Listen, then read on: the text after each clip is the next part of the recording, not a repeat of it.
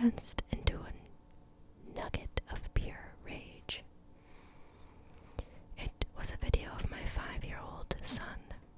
It looked like footage from a camera taken of Casey from a parked car near our home. But then I realized it was actually a collection of still photographs. I had taken these pictures. They were family photos I had posted on my private Facebook timeline. Casey playing in the front of our house. Casey smiling for the camera. Julie sat beside me on the couch. Casey was asleep upstairs. Lock just fell. Who do I call? The police. Which police? Akron, Amherst, Haverhill, New Hampshire. Fuck. What or who do I call about this? As I was thinking it through, the video was deleted. He must have been watching the view count, knowing I had the alerts set up and I would be one of the first to see it. Once the video reached its audience, me, he took it down. Too fast for my friends in Boston to grab it from YouTube. Now there was no evidence. Another video came up in its place. This one was just a black screen with a single word. Renner. He was teasing me. The Cymbalta keeps me calm. I'm a calm guy, but there's a freedom in blind rage once you give yourself over to it that is as welcoming as any drug. On the other side of rage is a certain calm, the eye of the hurricane. I found that place at age 8 when I was beaten by my stepmother. Her beatings taught me where to find it. I had forgotten how good it felt to give myself over to that pure hatred, the realm of vengeance where you don't care about consequence or morality. Beat me, see if I care. You're not getting tears from me, not today. Today, all you get is this smile. I didn't want to call the cops. I realized I wanted Beagle for myself, because I knew him for what he was, a crazy man only pretending to be dangerous. And he had no idea who I really was, a dangerous man working really hard not to be crazy. If I had truly known who Beagle was that night, I would have driven 1,000 miles to his doorstep. Instead, I got drunk, good and drunk, beer, then whiskey until I forgot myself and my anger. And then, when I woke, hungover, I cuddled with Casey on the couch and watched SpongeBob and took more Cymbalta and thought about other things. Later that week, I contacted the New Hampshire State Police and the prosecutor's office, but nobody was interested in filing charges against an online avatar. Dad, Casey asked me one day in a serious tone, in as serious a voice as the kid can muster, "Yeah, what's up?"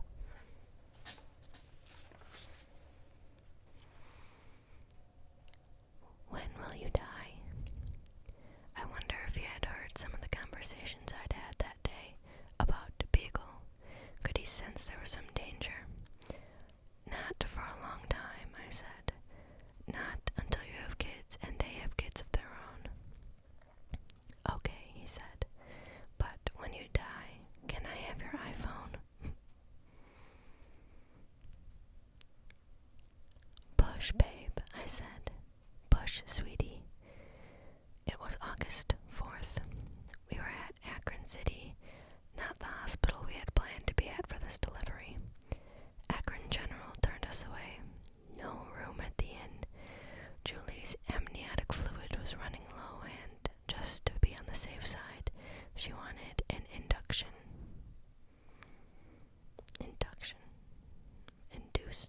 That sounds weird, okay. It was early evening when she arrived. A baby girl slipped into the world, and suddenly we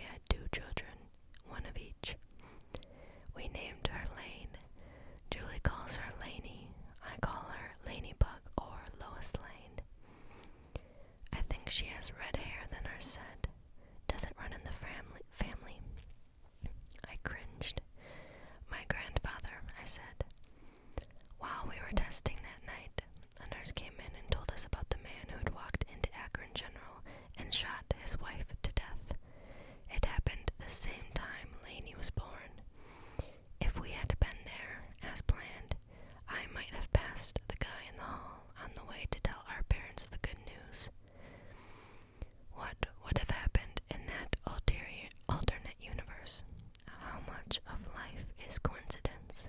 How much is fate? In September, a police sergeant sent me an email. I had a recent town of Chatham resident of ours call me concerned about information he learned about his brother, she wrote. Alden Olson is a man known to us for his past odd behavior towards his family, as well as disturbing internet postings. He has been involved with YouTube postings for the happy anniversary of Maura's disappearance.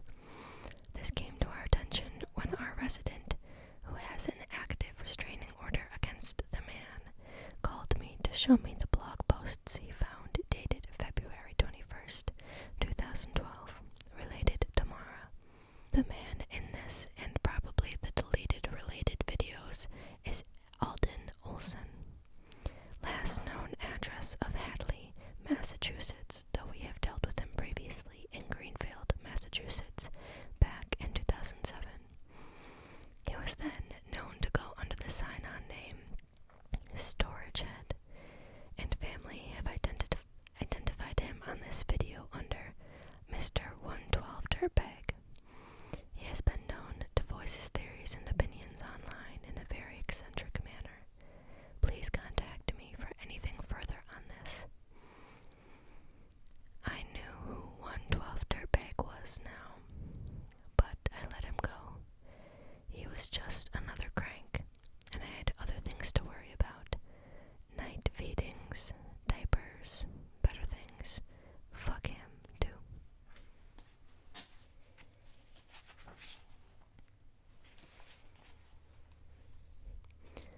Chapter 39. Bad Rabbit. I was frustrated by the lack of cooperation from Maura's family. A case like this can't be successfully investigated without access to primary sources, so I decided to try Billy's mom, Sharon Rausch, again, since she lived closest to me. Sharon was not home, so I canvassed the neighbors, hoping to get lucky and find someone who had met Maura during her stays in Ohio. Across the street was a guy named Rick who ran an auto shop out of his garage. Billy's dad's truck was in there. Rick was fixing it for the Rausch family before they left on vacation. We grew up here. Billy's dad and I, said Rick, a burly, friendly man. I moved away, then come back. It's a different world now. We all lost so much. He pointed down the road. Neighbors over there lost 2 kids in an accident.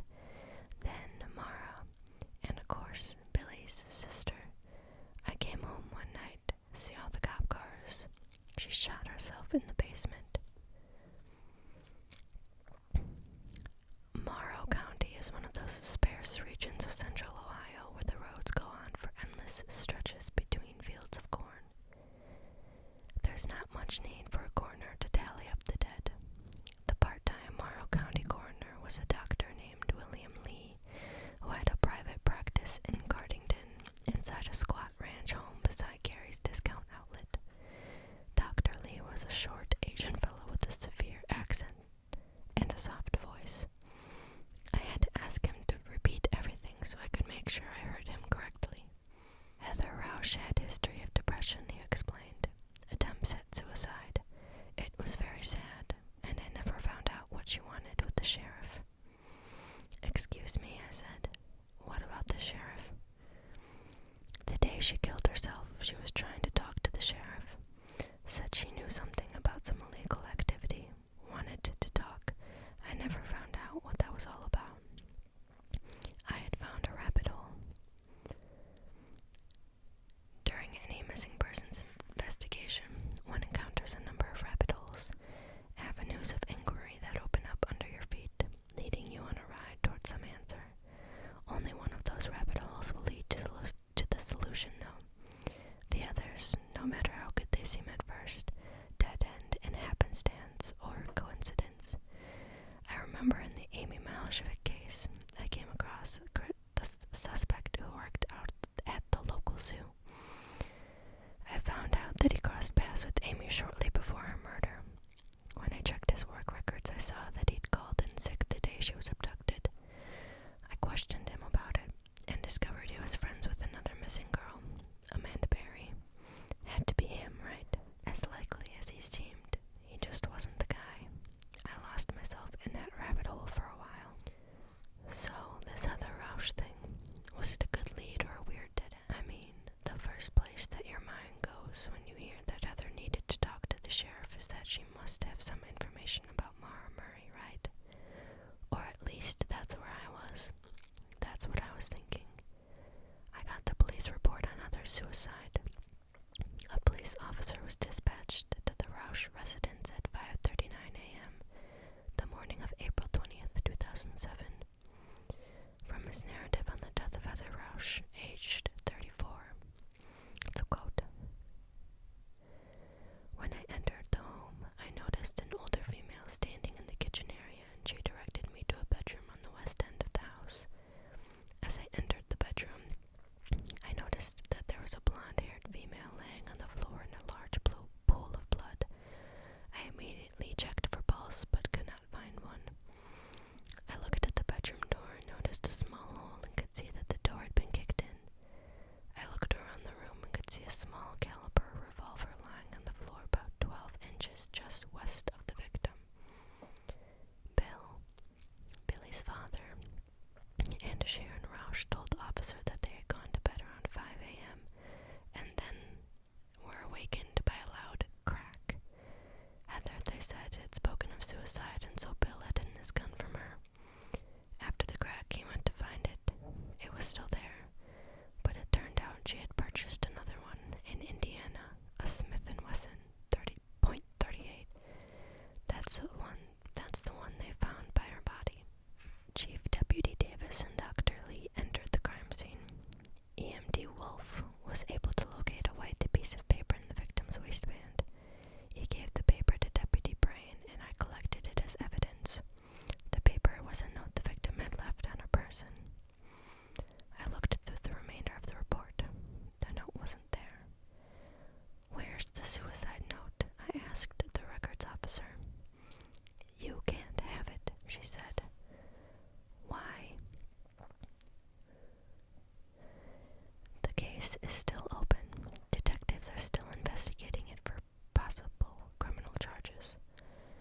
Well, now I was intrigued.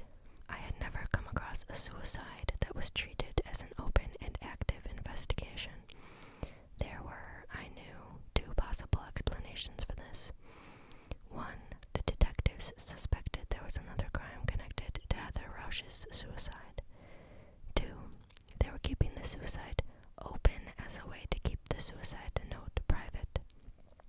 In the state of Ohio, many police files can remain secret until a case is officially closed or a suspect is indicted. I pushed back as hard as I could.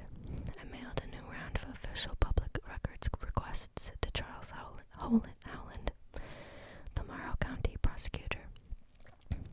Howland, I learned, had a reputation for disrespecting the First Amendment.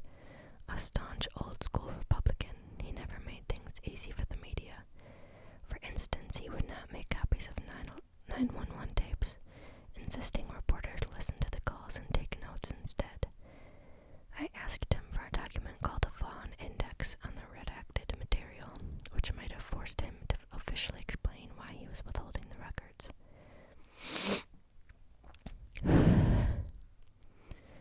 In the end, Holland must have figured it would just be easier to let me see the damn thing. They provided me with a copy of Heather's handwritten note. It is a very private document, and I will not go into detail.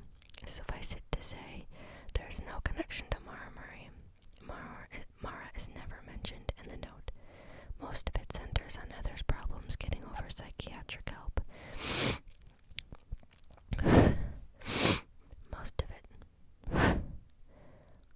it centers on Heather's problems getting proper psychiatric help and instructions about what to do with her remains.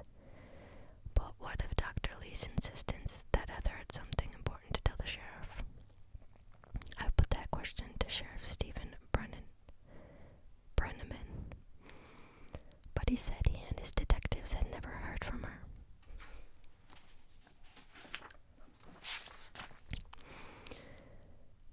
Heather Roush's suicide was a curious distraction, but I am convinced it's a dead end. One of those bad rabbit holes. Some families are magnets for tragedy. It's been my experience that those who have suffered the most are usually the first ones to suffer again. Luck. Sometimes it's shitty, and that's the way it is. I cross myself every day, asking for happiness. I never take it for granted, because my family knows about tragedy too. Chapter 40. An overdue visit. Here's my favorite part about what I do. There comes a time in every true crime story where the reporter goes to the bad guy's house to ask him tough questions. Did you rape this woman? Did you kill this girl? Sometimes that reporter is the only person who will ever ask those questions, because the police don't have enough evidence to bring him in. I've traveled to poor flophouse burbs outside Steubenville to locate a serial killer's nephew, so that I could ask him if he'd helped with some of the killings. I've been chased out of a used car lot by a man who probably murdered 3 people. I flew to Key West to confront a man I thought might have taken Amy Milosevic. I'm not sure why I enjoy these moments. Oftentimes I make these house calls late at night, when no one would be able to see them pull me into their basements. It would be safer during the day, so why do I go at night? It's the danger, right? I enjoy the look on their face when I ask the question.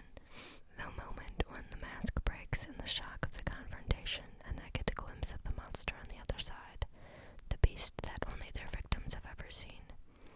Some believe these killers are psychological abnormalities. Others believe these people are possessed by demons. Whatever. There's something very powerful about looking a monster in the eyes and showing it that you're not afraid.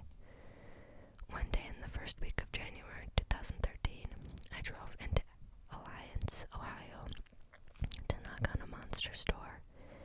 He lived on North Union in this empty steel mill town in a dollhouse surrounded by a tall fence. I knocked on the door, and after a few moments he ambled onto his porch. His mask was nice enough, a pleasant elderly man's face, a high widow's peak, his red hair gone gray, a paunch under his short sleeve button up between brown suspenders. Do you remember me? I asked.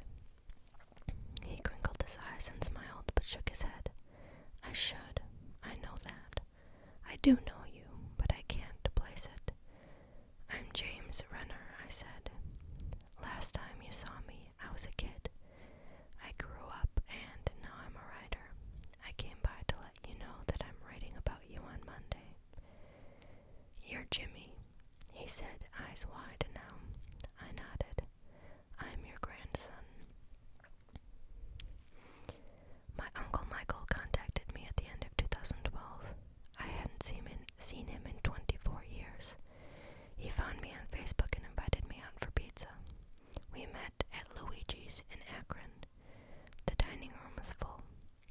He was finally ready to talk about his father, and he needed a writer to tell the story. Until that day, I'd heard only snippets of the tale from my mother, but enough to know my grandfather was a dangerous man. For many years, my mom thought her father was dead. Before she was old enough to have many memories of him, he disappeared. She was told that her father had died in a car crash on 7 Hill Road coming back from the bar. My mother and her 3 sisters went to live with family on a farm in Charleston. Then around 1975, my mom discovered that her old man was alive. He'd actually started a new family in Alliance. My aunt, let's call her Peg, was 12 when she left the farm to stay with my grandfather, Keith Simpkins, in Alliance. He gave Peg her own room and a new bike. She felt like a girl who finds out she's an orphaned princess. Keith was damn near perfect, active in the church, a leader in the local Boy Scout group, a mentor at AA. Soon, Keith was raping her every day. He'd ply her with booze and pot and then tie her to the bed and gag her so that she wouldn't make a sound.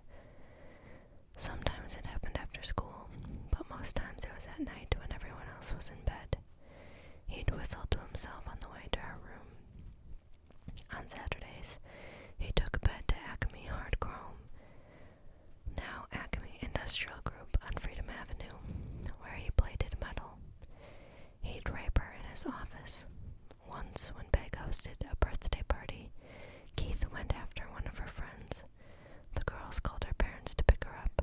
No charges were filed.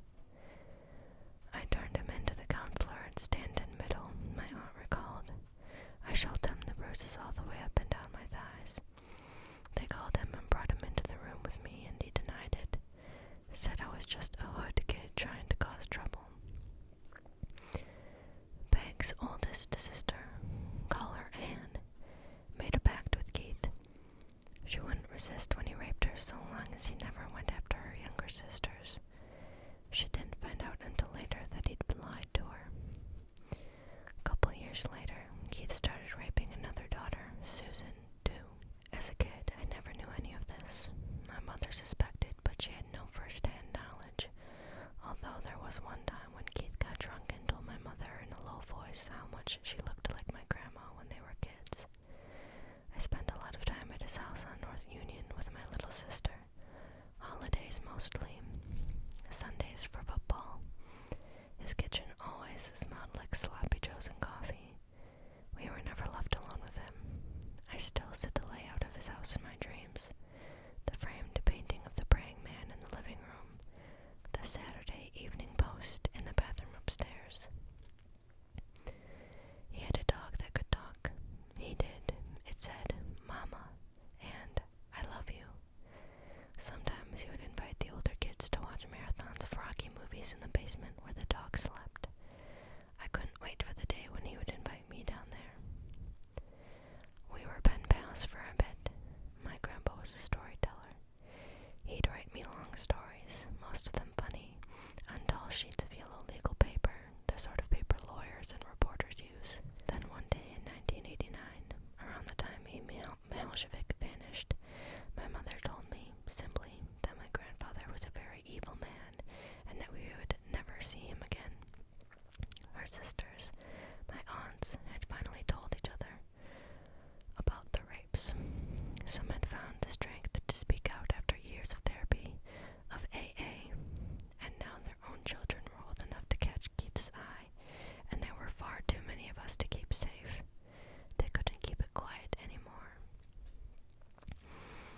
This revelation changed each of us in different ways. Most of us just had this weird empty spot in our family tree that was hard to explain to curious friends. Odd, but nothing tragic. My aunts, though, had to explain to their husbands why they were cutting off contact with their father. That meant taking a good hard look at how fucked up their lives were because of this one man, and they were less able to handle this because of their own alcoholism, drug abuse, and physical deteriorations, all precipitated by Keith's years of abusing them. This revelation caused divorces, mental breakdowns. A nuclear bomb went off, irradiating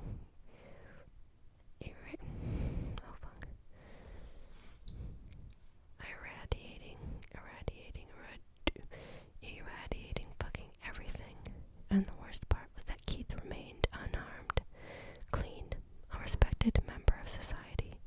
He even had the audacity to get sober. It directly affected me too, beginning at age 5 when my parents divorced.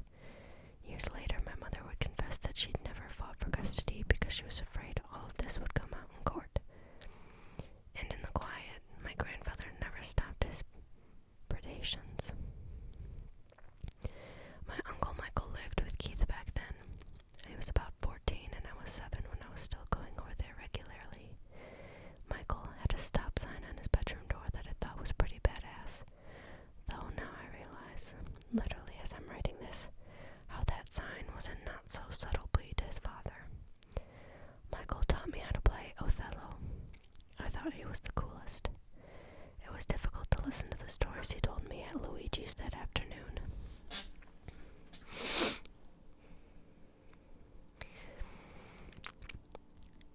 This is a quote. His thing was to perform masturbation rituals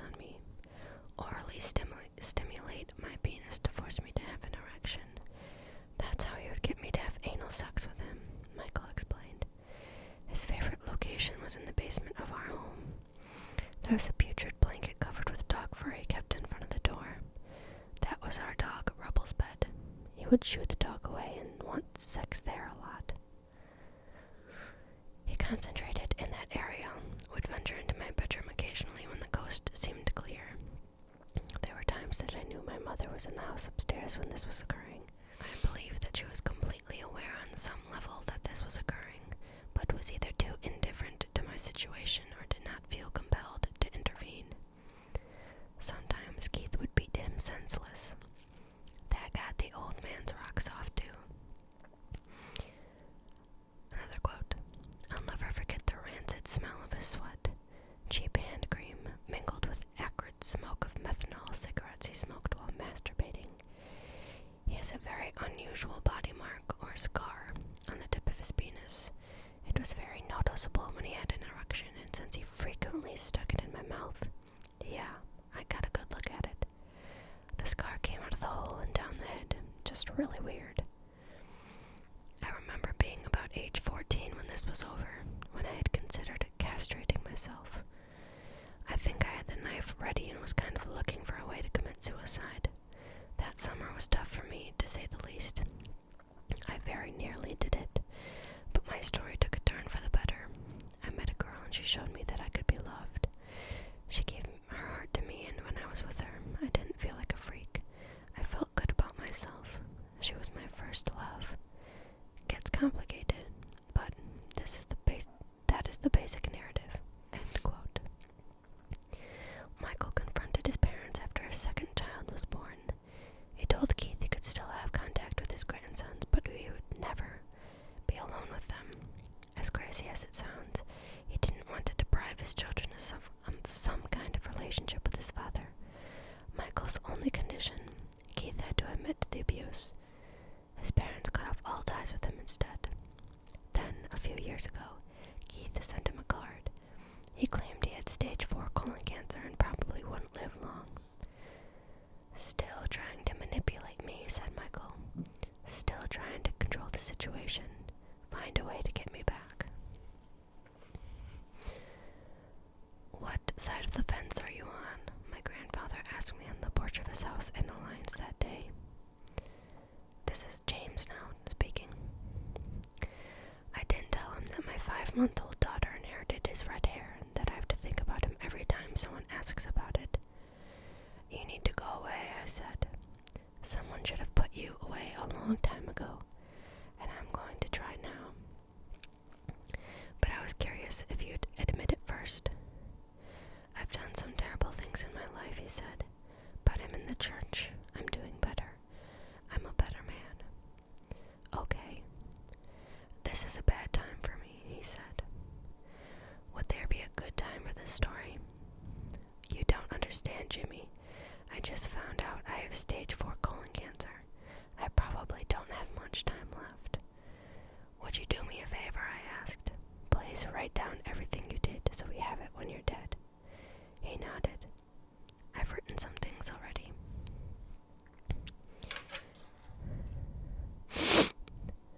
After I wrote about my grandfather's crimes, my aunt contacted a police detective and tried to press charges, but Ohio's conservative Congress has put restrictions on prosecuting rape cases.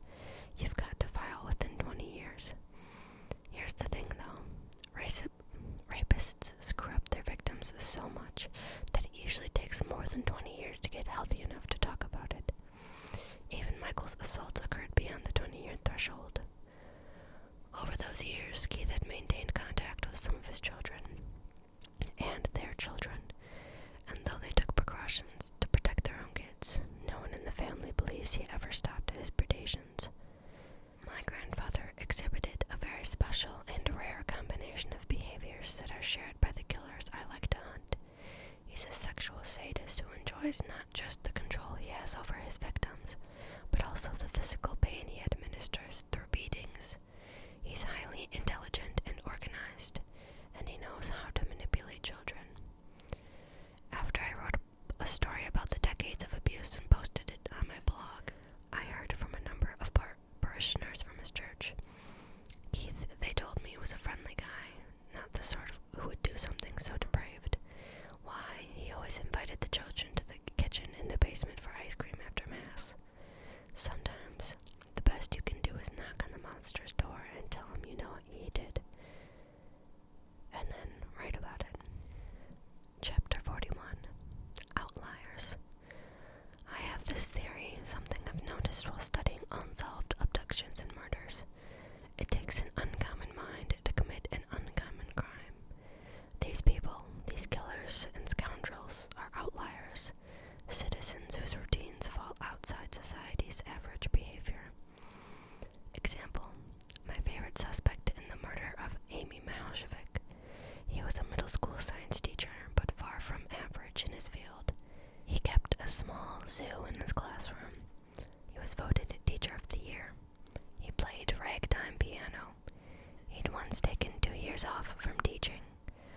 those 2 years, he wandered the country, working briefly at Disneyland.